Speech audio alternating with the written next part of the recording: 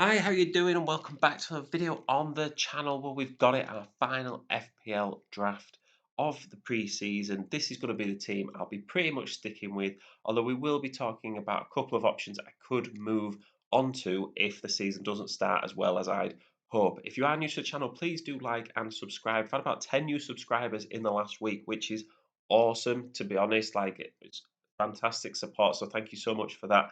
Especially on such a small channel like we are. It's such a great amount of support. Hopefully, we can keep it going as we get into the Fantasy League season. And let's get my team on the board.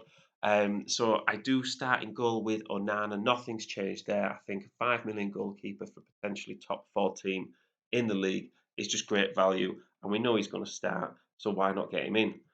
On the bench, I've gone with Areola. Now, this will change to Matt Turner from Nottingham Forest if his move from Arsenal updates on Fantasy League in time for the deadline. If not, I'm not really likely to make a transfer on my sub goalkeeper, especially when my starting goalkeeper is someone that's going to have, decent fixtures more often than not.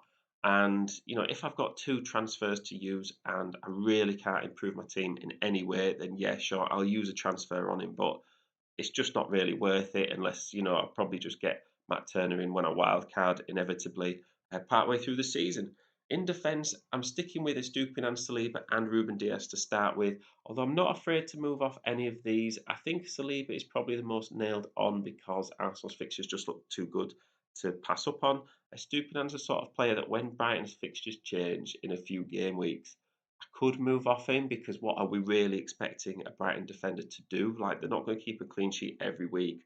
Although he could be first player off the bench, as on the bench at the moment, I've got Reece James. Now, he's someone I'm definitely okay with starting if, he's fit and when Chelsea's fixtures turn after the first couple of game weeks. He is someone as well that if you wanted to upgrade elsewhere, I could move off into a 4.5 million or 4 million defender and save myself 1 or 1.5 million elsewhere, and I could upgrade, say, Estupiñán or Ruben Diaz to someone like Trippier when Newcastle's fixtures get better after the first 4 game weeks. Um, the rest of the defence is really just Baldock at 4 million. He's someone that I'm not expecting to play very often, but could come in if Sheffield United have fixtures or if I've got a couple of injuries and I really can't afford to make a transfer or my team has a lot of issues.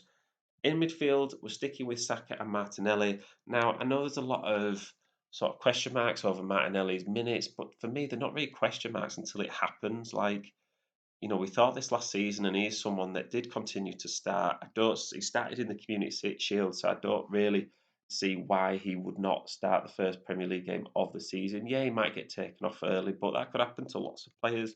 Um, in the rest of the midfield, we've got Mbuemo, Foden, and Rashford. Rashford's that change from Bruno Fernandes. I just think that explosivity that he has and the goals that he scored towards the end of last season, there's not really any signs for me that show that he won't continue that. I had zero point 0.5 million in the bank, so I think Fernandez is the sort of player where you'd say, oh, yeah, he's great value, 8.5 million, but if you had zero point 0.5 million extra in the bank, you'd be like, yeah, you should probably upgrade Fernandez to Rashford. So I think you can, do well with either one, but I think if you can afford it, Rashford is worth that extra zero point 0.5 million. Phil Foden, just like Martinelli, maybe even more so, is someone that we've considered taking out because of his minutes risk. Every season, I say, this could be Foden's year to really take a step up. I really do think this could be Foden's year to take a step up, to be honest. But it is important to have options if that isn't the case. So I could downgrade to someone like Mitoma. I would save, million there. And Buemo is also someone I could move off onto Mitoma for. Foden as well, if he doesn't drop down in price too much, which we will probably talk about in tomorrow's video, a few tips and tricks before the start of the Fantasy League season. If his price doesn't go down, I could also upgrade, just straight swap him out for someone like Madison or Grealish. Or if I've downgraded elsewhere, I could upgrade to someone like Bruno Fernandes. But we'll just have to wait and see. You've got to keep the faith. And I think, sometimes it's okay to have one or two players in your team where you're not too sure of. I think if you've got loads of them, that's not good. And I've been burnt by that before by getting in some new players into the league and them not starting or not doing as well as I'd have hoped. But I think the occasional risk is all right as long as you know how you're going to move off them and when you're going to move off them. A player like Foden, it's like, well, how much time do you give him? I think that really depends on how well alternative players are doing that you don't have in your team, or how well the rest of your team is doing, and you need to maybe make up some ground elsewhere. Up front, we've got Watkins and Haaland. That's not changed again from the start of the season. Haaland's always going to be in there, and he will be my captain at the first game week, even though Burnley are the first. It's a Friday night kickoff, and sometimes that's not great.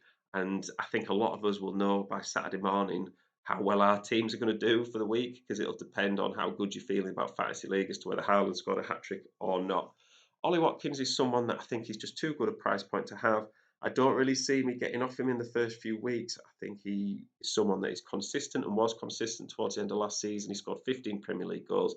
I think for 8 million, that's a fantastic price. You're looking at getting in players in the midfield that are a similar price point, and you're thinking, oh, question marks over like Foden maybe.